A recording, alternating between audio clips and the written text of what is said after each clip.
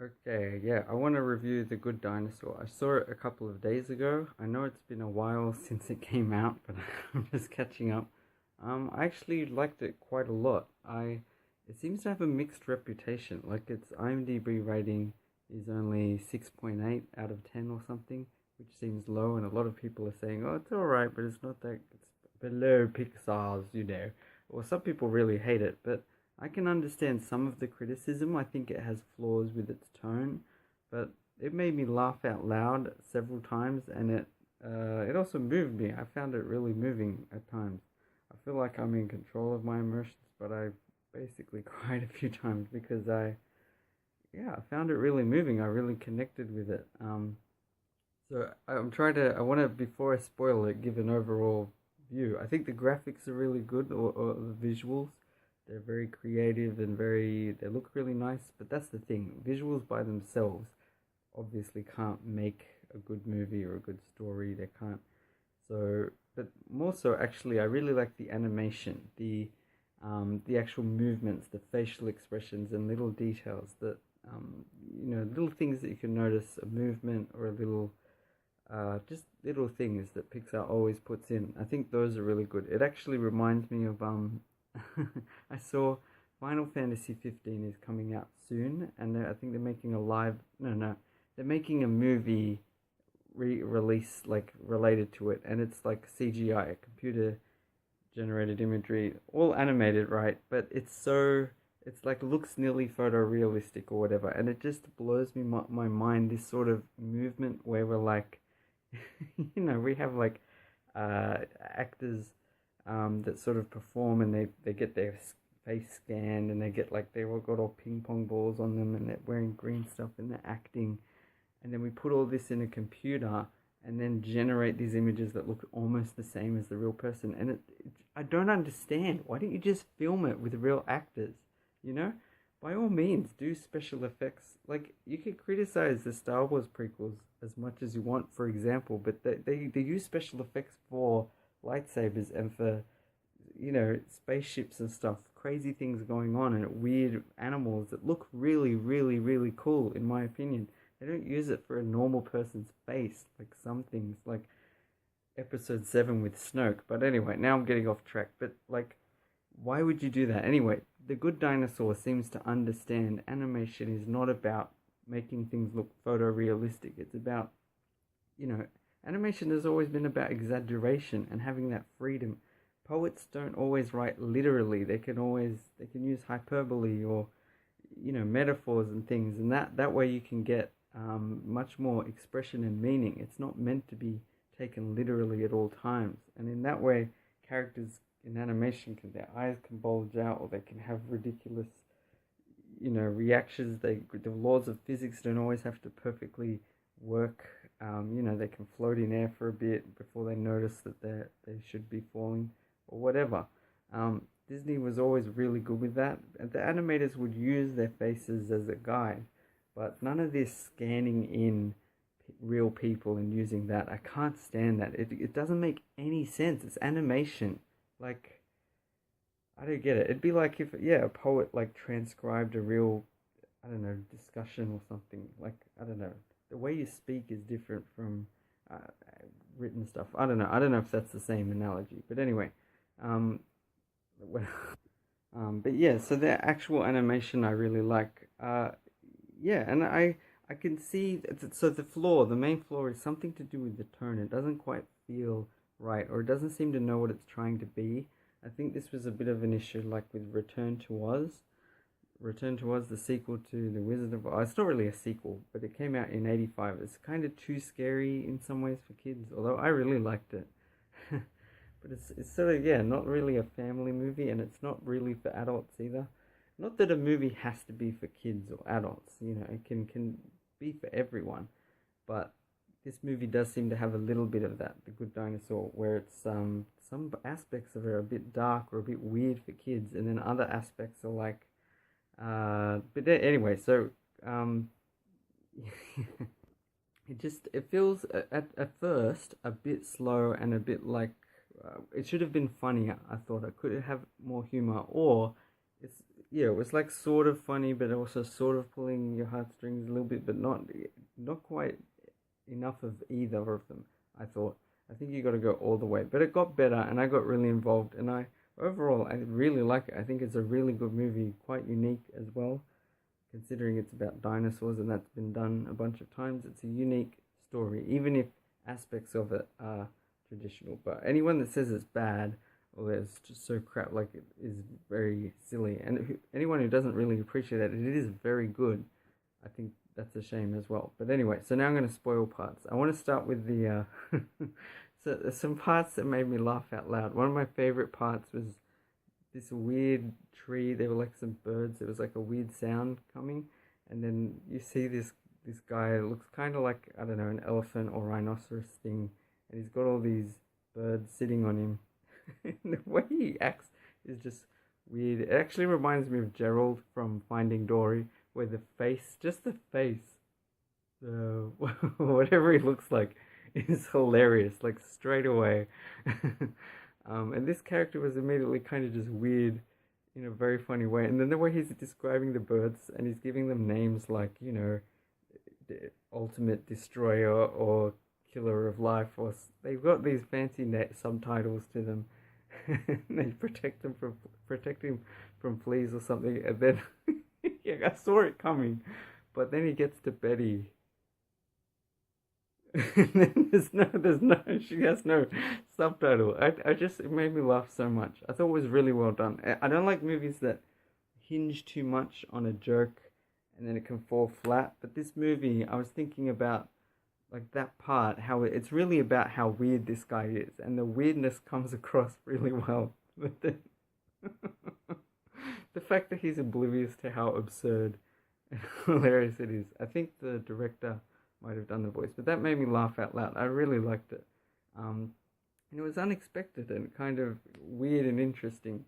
The characters that Arlo meets along the way. I should mention, I really liked Arlo. He really affected me. His eyes tell so much. In fact, that's one of the other hilarious parts. When he and Spot wake up and then Spot goes off, like, he's like a dog or some kind of animal, just wakes up and then sort of just runs off, following a scent or maybe trying to leave his mark somewhere where he hasn't. I don't know how it works with dogs. Are they trying to find where they've already left a scent and then add to it, or are they finding where someone else has left a scent and put my scent over it? I don't know. But anyway, he's going to the toilet, I guess, and then Arlo looks, and the boy looks at him like, what are you looking at? the expression Arlo pulls is he sort of, like he's trying to desperately find something to look at, look away. And it's so awkward. The way it comes across, I loved that. Just, it's like 2 seconds of animation that I just loved. I just found so funny. But I really like his character the whole way through. It reminded me of Dory as a child in Finding Dory again, where it's a fine line where it can come across as a bit annoying, or like, you know, we get it. He's weak all the time. Or with Dory, she's forgetful. Why do we have to keep getting the same joke or the same? But I realized it's not. It's just sincere. That's the character. He is weak. He's small. He's little. He gets scared. That's fine. That's just his character. It doesn't have to be an annoying thing. It can make him quite endearing. Once you realize that it's completely sincere. It's not like, it's not trying to, like, I don't know, make a point. It's just that's who he is, and he acts the way he is. I really liked the characters. I connected with them. The father and mother and the brother and sister. I forget their names, but in particular, what happens to the father, which is sort of a big spoiler, really affected me. And I liked how there was this sort of, you know, you could sense this. You feel sorry for Arlo. He's trying to do things, but he can't. And then there's, you know, the parents keep saying he'll get there, you know, and they're kind of, the mother's kind of concerned, but then, and then later the father's kind of firm with him, and you can understand. I mean, that's part of growing up. I don't know what I'm going to do as a father. It's going to be tricky to try to be really caring and loving, set good examples, but then also, I mean, that's my attitude, is set good examples. And if your kids do anything wrong, you have to sort of think, well, where did they learn that from? there has to be some firmness as well. And so you got to grow up, you got to do things. And the father's kind of harsh, and then, because he let the little boy get away, and then, Arlo sort of is barely able to move, and he's getting hurt, and then the father, you see this moment, and you can see the compassion, and he says, he feels terrible. He's like, he's pushed him too far. He needs to just look after Arlo, and just, Arlo's trying, and that's the important thing. And then they decide to go back, and you already feel this tension because it was raining, and I was like, something's going to happen. But then the way the father sort of saves Arlo, and then Arlo doesn't just run off. He's like, Dad, and then something comes, and the father just looks at him. It's this moment of love, but it's scary, and you just remember it. It flashes to black, or whatever, fate cuts instantly to black, and I think that's an effective thing. If there's an image you've seen, and then it goes black, the image stays with you. I think that's an effective technique. It's a bit like, I think of it as like, if you see something really gross, it's hard to get it out of your mind. You need to see something else to like clear it out. And in this case, if you've seen that image and then it's a black screen, you can't replace it with any other image. It's just blackness, so you keep seeing it. It leaves more of an imprint. But anyway, yeah, I think it's really affecting the way the story evolves later on, with Arlo going through all these things and interacting with the boy. I think that's one of the strengths of Pixar, or even just animation, or body language and communication. Like they say, 90% body language. The non-verbal parts of their storytelling are really good. And if you think of Arlo talks, but Spot doesn't. So much of the story is no dialogue. So I think they're really good at that. That's why those little details are important. I like the variety of people he runs into, Arlo. I did feel like it was a bit of a weird cliche or decision. It's like an analogy with westerns. There's a lot of western music or country music, and people with southern accents that come in, and they talk like that. And tell him what happened. Yeah, ask me what's gonna happen. It felt like a weird decision. I guess it's kind of, it reminded me of Cars and some of the weaknesses of that movie, with Mater making some stupid jokes and just being annoying. And you don't want cliches. You want original, interesting characters that are funny or quirky, or somehow, I don't know, affect you in some way, or that, like, where it's insightful, or maybe it's a juxtaposition like Rex, or even Dim in A Bug's Life, where they're big but they're really like scared or quiet, or like, I really liked the scene where Arlo was trying to talk about family to the little boy, Spot, and he sort of uses the analogy of the sticks in the circle, and then the boy sort of seems to, like, at first Arlo thinks he doesn't understand, and then the boy does something similar, but then knocks over the two bigger sticks. It's a very powerful visual, and then Arlo does the same, and that just really affected me when he sort of did it, and then you sense he's remembering, and he just sort of lies down and tears up, and that really affected me, and it's not just because of the moment.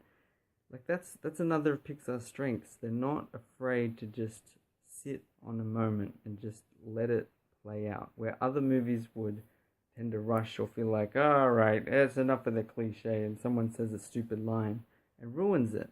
Pixar just sits on that moment of sadness or whatever feeling it is for like a minute or two, and it's not slow or boring, it's moving and profound, and they keep doing it.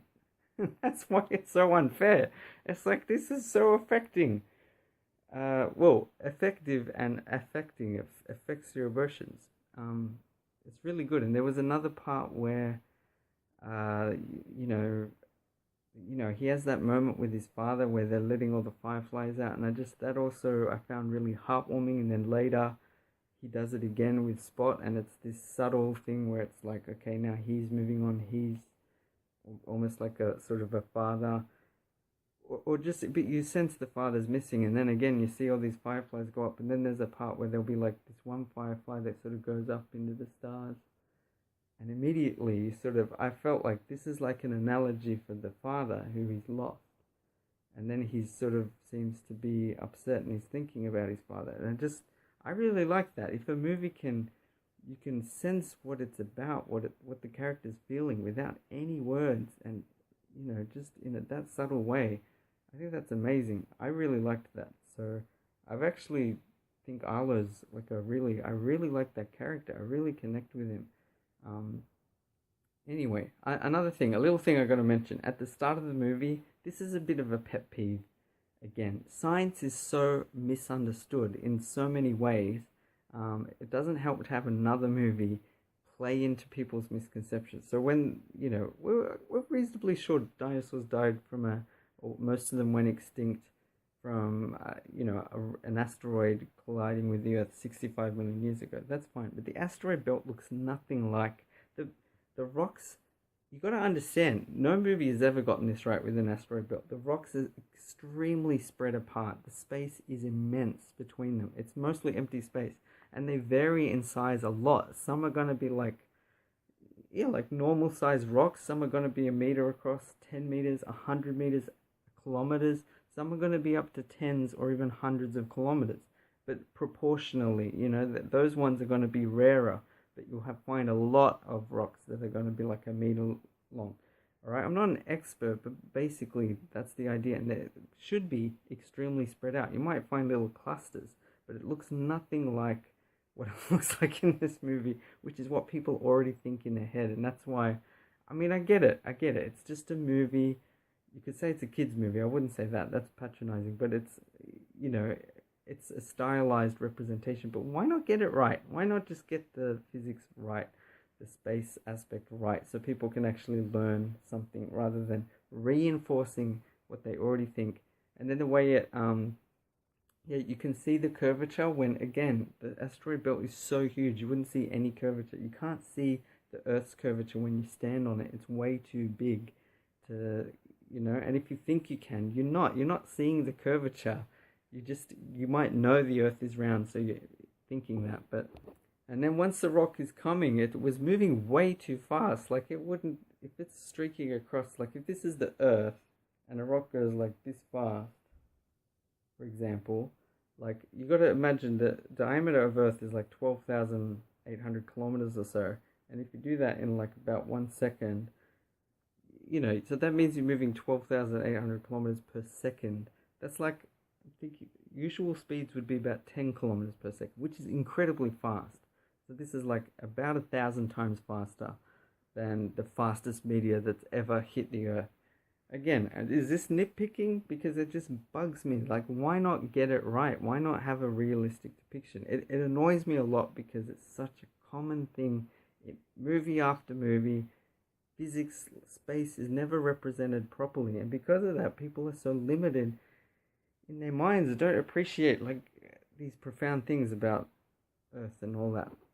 I also found the ending really moving, or some of the stuff with where the boy ends up going with that family. The way Arlo sort of pushes him away like more than once and says, "No, you go with them," and he's like tearing up because he really likes Arlo, his friends. It was also kind of nice how he was angry at Arlo, like angry at the boy, because you're the reason my father's died. I'm angry at you. I want to get you. I'm gonna, but he can't. It's against who he is. He's not violent, and he I also found the scene where he sort of sees his father, and his father helps him, but then he notices the footprints. His father's not leaving any footprints, and he sort of, I forget what he says, but that was another profound moment that I thought, again, this happens more and more, where movies are getting more psychological, but in a good way. We're recognizing that people can think things or feel things that feel real for them, but like Gravity has a really similar moment. Even like The Lion King, you could argue when he sees his father, I never really questioned this actually, when he sees Mufasa in the clouds, I assume that's really Mufasa. It's a fantasy movie, but you could interpret it as he doesn't see anything in the clouds. That's purely in his mind. There are some similarities with The Lion King, but whereas I think The Lion King is about, coming of age or growing up, going back and facing danger, The Good Dinosaur is kind of just surviving and getting back home. And what is family? because he sort of has lost his father, and it's very sad. But he gets back to his family and helps them, and then you know gets to leave his mark. I really liked that as well. That's a really, and the way his father says to him a line about you're much better than I ever was, or something like that. It's really moving. So I don't know what people want from a movie. What could you want, more than a movie that makes you laugh a lot, really creative and original. Even, like I said, the story elements might not be that original, but the way it plays out, all the little details are original. You've got some of the characters maybe are not as interesting as they could be that they meet along the way, but it's creative at least. And then it's deeply moving in various ways. It really has a message. It also shows the world as being pretty dangerous, and you need to fight to survive and like kill things to survive. It's interesting that Arlo, I guess, is a vegetarian. He's not comfortable with that, whereas the little boy Spot is completely happy to just and attack things and bite into them and kill things, and the way he just rips off the bug's head. And again, the look on Arlo's face when he sees that was very funny. But again, that's something that's like, is that okay for kids to see? And the part where I guess they have some weird plants that end up being hallucinogenic, so they start seeing weird visions and like, that felt really out of place. Like, is that meant to be funny, or is that like an in-joke to the parents, and the kids are like, hey, what's going on? Like, I didn't get the point of that. It seemed unnecessary, but anyway, I think I'll leave it there. So I really liked The Good Dinosaur. Flaws with the tone, especially at the start, in my opinion, but overall, really moving and really nice. I also love the moment at the start when Arlo's born, and it's a big egg, and he's just little, and he's so scared, and he's like, just some of the visuals are really nice. So anyway, thanks for watching. Bye for now.